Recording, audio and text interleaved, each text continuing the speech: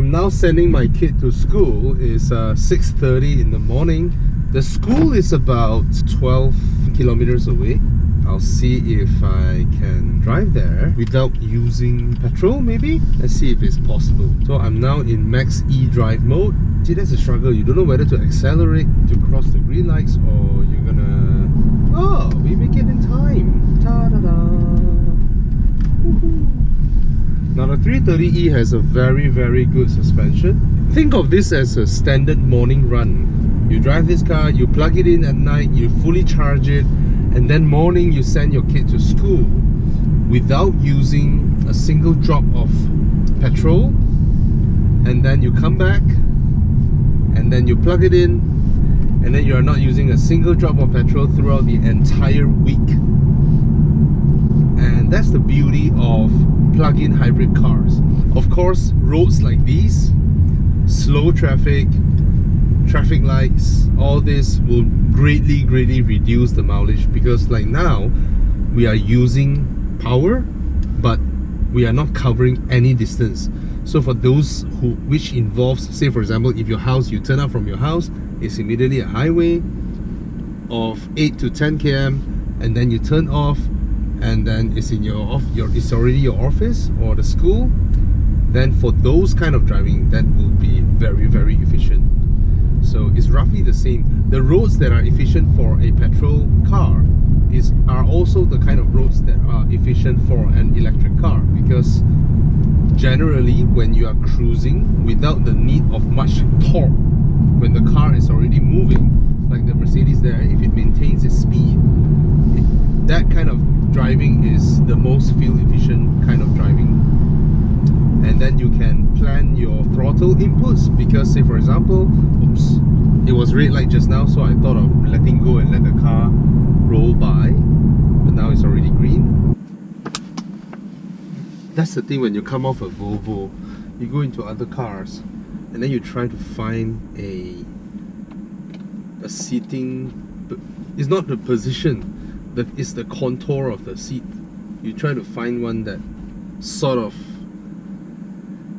mimics that of the Volvo, because Volvo seats are just that good. I did not start with a full charge. I had like 1 bar down when I rolled off just now, so now I'm down by another bar.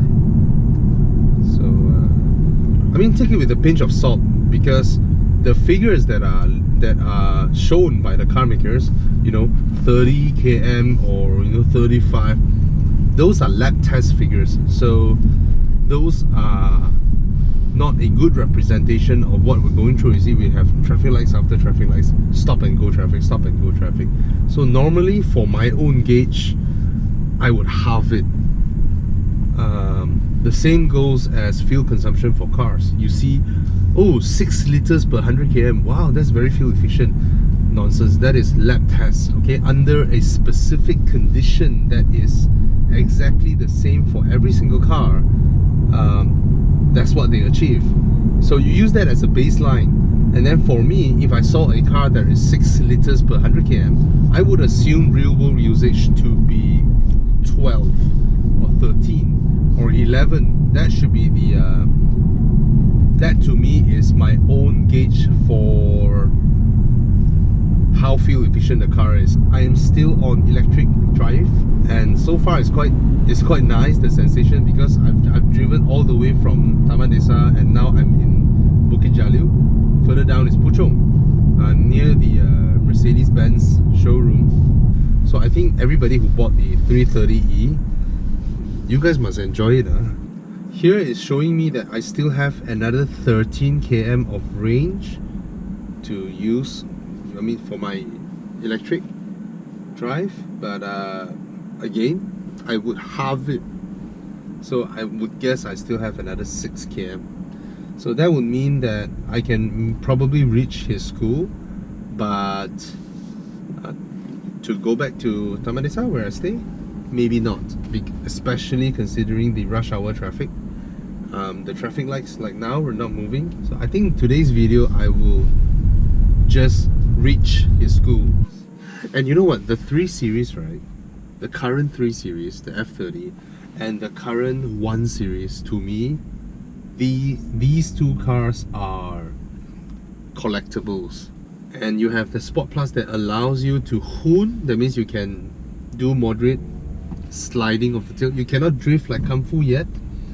To do a drift, you need to switch it off, which this car allows you to as well. This car allows you to switch off the traction control so that you can drift. It is a plug-in hybrid that you can drift, okay? It is also a plug-in hybrid that allows you to partially switch off the traction control, then you can slide the tail out. It is also a plug-in hybrid with a manual handbrake, so you can do J turns. So this car is a collectible, in my opinion.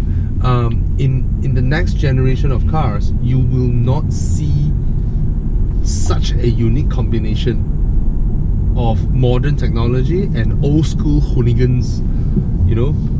Now the battery gauge is still showing I have 3 bars out of 5, but the range is down to 10 now. Of course, largely due to the traffic lights, I believe. If traffic is smooth, I should be able to travel rather far. About how fuel efficient it is. Alright. Actually, I should stop the video because after this traffic light we're there. Alright, so yeah, another 10 km. Theoretically, if the traffic is smooth, I should be able to reach home without using a single drop of petrol. And I like this sort of future where there is a choice between fossil fuel and electric. Just imagine if tomorrow something happened, petrol prices flew up by, I don't know, 10 ringgit per litre. Don't laugh, that day will come. That day will certainly come. 10 ringgit per litre. And then everybody is so stressed. You are stressed as well. But at least you know you drive a plug-in hybrid. You plug it in, you reduce your distance of traveling. Where the other cars that are petrol based, they have no choice. They have zero choice in terms of alternate source of propulsion. Yeah, that's the difference. Cheers. So it's now after our morning breakfast and it's 8 in the morning. The indicator is showing 33%. So hopefully I'm able to reach home. Oh, there's a very sporty, racy Toyota Prius with racing stripes at the back. Interesting. Let me show you. Maybe we need to see. Sporty. Let's come back here. So the journey back is about, I don't know, I'm not sure, 6 or 7 kilometers. And it's showing 31% now.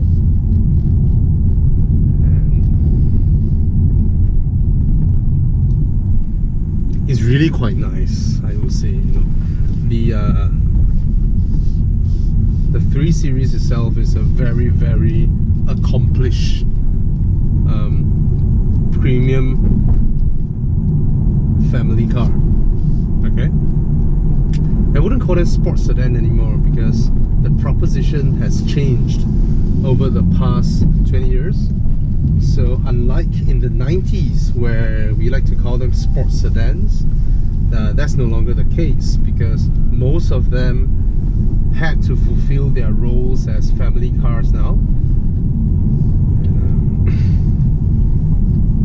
And the 3 Series has always been the one to beat, okay, combining build quality, comfort and all that.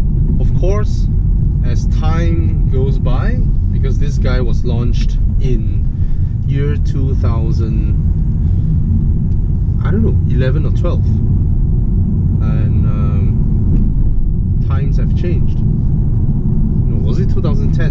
Okay, I couldn't remember anyway. And there is a stark difference when it comes to soundproofing, comparing this and the Audi A4, which is dead quiet. is one of the best steering wheel in the business. Of course, I would, in this car it's alright. Okay, it is alright in this car. The size and the width of the cabin is perfect. But the same steering wheel in the 1 Series is a bit too big. Okay, and actually my optimal size would be, this is alright for me, but I would wish it could be half an inch smaller. Half an inch smaller, then it will be a very nice steering wheel. But nevertheless, that is a small complaint. This is a fantastic steering wheel. It's one of the prettiest looking steering wheel in the business, even though it might not be the best built steering wheel, okay, because a lot of these plastic switches are a bit, I would say, flimsy. Oh, look at this S-Class. Look at this. What lah? Are you serious?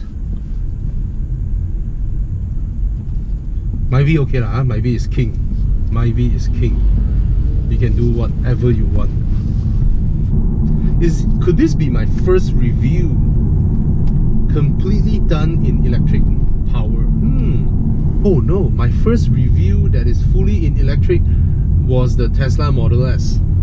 Okay, but that is a electric supercar, so there's a huge difference with the battery on board of that thing. Okay, so it's interesting because I have no idea why she's standing in the middle of the road. She could have stand in front of there on the traffic lights. Anyway, I need to accelerate a little bit. It's a very nice sensation. All I'm hearing is the tire rolls, and it's quiet. It's dead quiet. It's quite amazing, the duality of a car that is able to do what Kung Fu did, drifting, and then this smooth, comfortable, and just not using any fuel. There's really very little challenge, I mean, when it comes to plug-in hybrids. And the proposition that is offered by BMW in the 330e, when you compare the price, the spec, the power, the versatility, all these, right, there is really no comparison when it comes to a proposition of entry sedan. This guy is pretty much unbeatable for now. Of course, that is until if Volvo were to bring in the S60. They just announced the V60. There's no S60 yet, but if they bring in the S60, it's surely going to be a plug-in hybrid as well, a T8 plug-in hybrid. And what we heard from the news is that it will be, I just did what BMW owners did, cutting queue, but I have no chance of merging at all without blocking the traffic from the right, and that is a valid excuse to jump the queue. I'm not sure I want you to join me in this journey for another 15 to 20 minutes of not doing anything except jamming and seeing and reading out my battery gauge every moment. But yeah, I'm very sure I should be able to reach home. Okay, we're halfway there. Definitely reaching, and I'm only down by 3%, so it's 15 now, and I'm pretty positive it is able to do so. Now, again, comes back to the proposition of plug-in hybrid vehicles. Okay, it's really for your the daily runs, sending kids to school and back, and if you don't work too far from home, the to and from, the meaningless drives of every day, you know, the needs. So in terms of the wants of weekends, right, using the car, bringing your family to different places, to the shopping malls, or road trips, or joining Evo Enduros, these cars can do it. Okay, but if for the needs, your daily needs, the part where you don't really give much thought about because you need to do it every day nonetheless, that part is where plug-in hybrids come in and take away the cost that is involved. I don't mean it's fully free, it's not exactly free, but there is a huge difference to charge your vehicle and travel this much distance versus using petrol for this much of a distance. Now I'm down to 12%, so the usage, the deterioration of the gauge isn't a direct reflection of the distance traveled, because the power that is used is also in the ancillaries, right? The air conditioning, the iDrive screen, and the other components in the car. Those are also using power. This is a car that you're not making any wrong decision in terms of buying, because yeah, the 330e, in terms of how BMW Malaysia spec it, in terms of how they price it, they could have priced it higher and enjoy more profit, because the power and the versatility, the specs, everything still justifies the 330e, but they choose to price it low, really low. Let's go, boys, boys. Oh, I thought the petrol engine is gonna switch on, but it did not. Nice. I'm still on battery, down to 9%, and I should make it home and park without using petrol. It feels kind of nice. It feels good. Oh, there's a 318i in front. That's not bad. 1.5.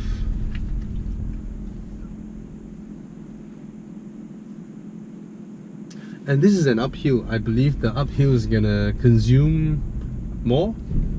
It's gonna use more, right? Uphill. Okay, let's try. Smooth.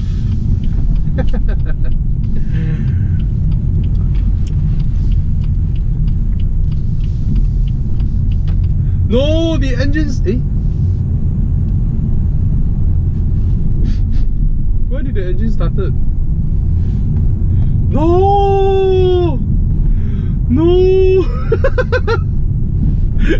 Right on the uphill, the engine started. 7%. Yeah, I mean, another 400 meters. Challenge failed. But I did not get a full charge, to be fair. I came off with 1.5 bar down. So yeah, I would have been able to make it. Yeah. Now I can tekan. Revenge.